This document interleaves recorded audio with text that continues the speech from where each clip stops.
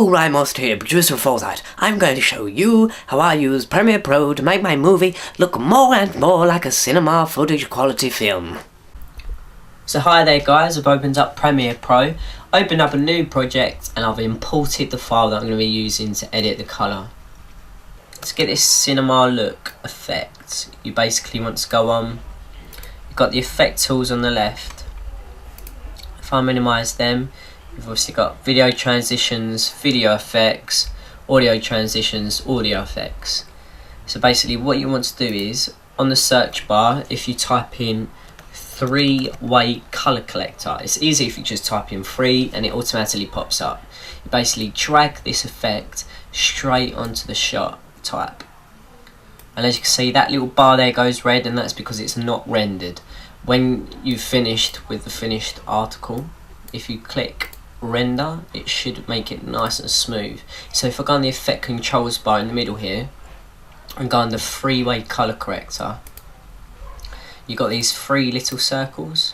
So basically this changes the colour, so you can have it nice and pink, you can have it nice and blue, you can have it nice and yellow, or nice and blue.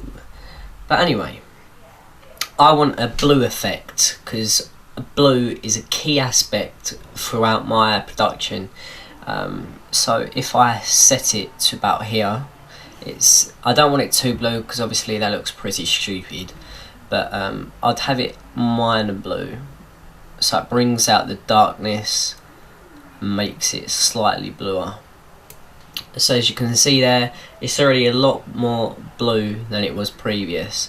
And now I'm going to add to the blueness. This affects the mid-tones, so I'm just going to make this slightly more blue as well, and then the high tones, I'm going to make them slightly more blue as well.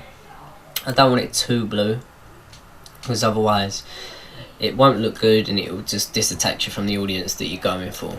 So after I've done that, you want to use something that will change the contrast, brightness and saturation to get a much better, brighter shot.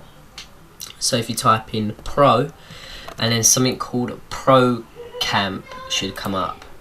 If you drag that onto the effect, it should come up on the effect bar. If I minimise that one, bring up the Pro Amp, and here it is. You've got brightness, contrast, hue, saturation. Brightness, obviously, you whack it up, brightness goes up, you whack it down, brightness goes down. To get a nice look, you want to bring down the brightness, so that makes it a lot darker, but you want to bring the contrast up. This basically will make the black areas blacker, like more depth to them, and the brighter bits brighter. And as well as this, you want to whack the saturation up. Obviously if you're aiming for a nice colourful feel. If you're aiming for a desaturated, uncolourful kind of aspect, you can bring it down and make it black and white. But anyway, I'm looking for a nice bright vivid effect. So if I bring this up to say 167, you can see the greens already a lot greener, blues are nice and blue, and everything is a lot clearer.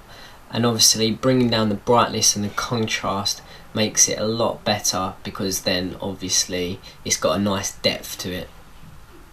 As well as this, you can add something called a vigente, I don't know how you say it, but basically type in circle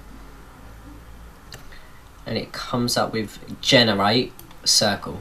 Drop that on and it'll come up with this. You'll be like, what's this all about? Bring down circle, drag down a bit, you want to invert it, change the colour to black, and then you want to go on blending mode, normal,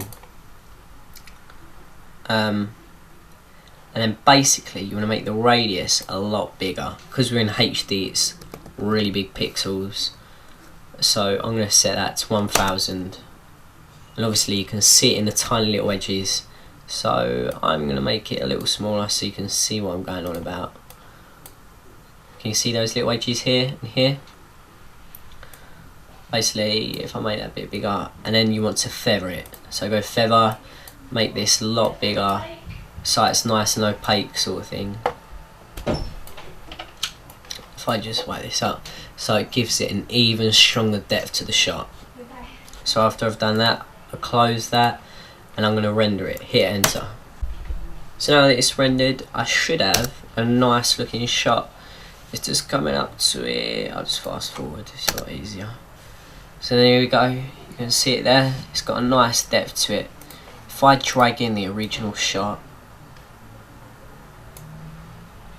cut it down to where it roughly was, so it's about there to there. I'll close that down. I'll move this over here. You can see the difference already. From the left to the right, you can see the colour difference is quite staggering, and this will give you a nice colour effect on your film.